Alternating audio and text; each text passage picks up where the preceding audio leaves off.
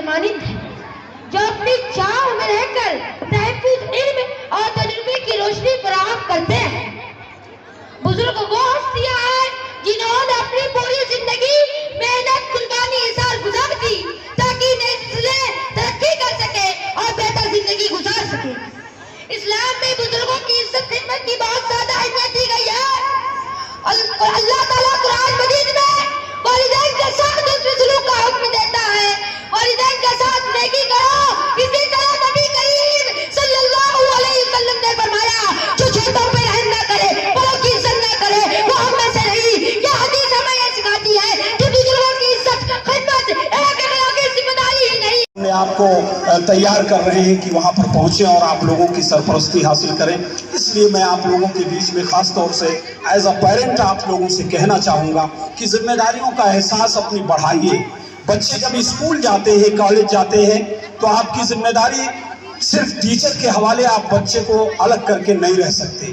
आपका बच्चा जिस मुआशरे में है, बड़ी मुश्किल होती है ऐसे मुआशरे से निकल करके स्कूल तक जाना जहां पर एक अच्छी खासी भीड़, अभी ड्रॉप आउट रेट, तमाम कोशिशों के बाद स्कूल, कॉलेजेस, सरकारों की कोशिश और पर्सनल तमाम इस तरह की सोसाइटीज़ हैं पूरे हिंदुस्तान में, वर्ल्ड लेवल पर काम कर रही हैं, लेकिन हम बच्चों के ड्रॉप आउट रेट को नहीं रोक पा रहे हैं।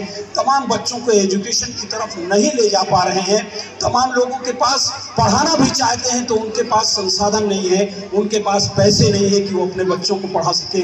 लेकिन जिन लोगों के पास ये मौके हैं, जो बच्चे पढ़ सकते हैं, जो बच्चे आगे जा सकते हैं, जिनके अंदर टैलेंट है और टैलेंट इस लेवल का है कि वो आप में अभी हम लोग आना जाना होता है, तमाम चीज़ों की तमाम बैड न्यूज़ भी मिलती है जब बच्चे जाते हैं कहीं पर यूनिवर्सिटीज़ में या इस तरह के कहीं पर हॉस्टल्स वगैरह में, तो उनके सुसाइड केसेस भी हमारे सामने आते हैं। बच्चा क्या पढ़ेगा ये आपको तय करने की ज़रूरत नहीं है। बच्चा पढ़ेगा ये आप तय करिए।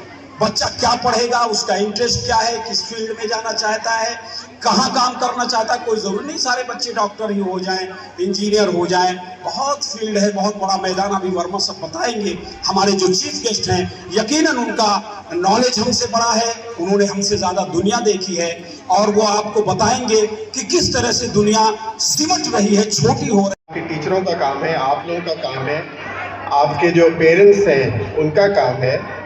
और मैं तो सिर्फ आया था कि आप लोगों से आप लोगों के बारे में जानूंगा, और वो तो आज नहीं हो पाया, आगे होगा। बात भी कुछ कहने वाली होगी तो फिर कहूँगा। आज तो बहुत सारी बात आप लोगों के साथ आ गई, सिवाय इसके कि आपके स्कूल में आप लोगों के बीच में आके मुझे बहुत अच्छा लगा। और मैं आप लोगों का शुक्रगुजार हूँ कि आपने मुझे करें और सवाल करने की उन्हें आज़ादी हो। हमने जो ये व्यवस्था बनाई है, चाहे वो, और उसमें हमें किसी एक व्यक्ति की गलती नहीं है। जहां आप कह रहे हो कि एक काम के अलावा सब कुछ सिखाया जाता है, वो है कि सवाल गलती से भी मत करना। घर में मत करना, क्लास में मत करना, स्कूल में मत करना, बड़े हो जाओ तब भी सवाल नहीं करना। सवाल करना एक अपने आप में गुनाह है। तो हम सिर्फ ये कह सकते हैं कि हम सबके सामने जो चैलेंज है, तो मैं कहीं से भी आया हूँ, मेरे पास सच में आपके लिए कोई फॉर्मूला नहीं रखा हुआ है। मैं अपने छात्रों को भी ये बोलता हूँ कि ऐसा नहीं कि कोई फॉर्मूला रखा हुआ है जो करने से आपको सक्सेस मिल जाएगी। पर ये जो कठिन सवाल है कि हम सवाल करना कैसे सीखें और सिखाएं, शायद इसीलिए हम लोग यहाँ पर जुटे हैं, इसीलिए स्कूल है, इसीलिए हम सब लोग हैं। बहुत बहुत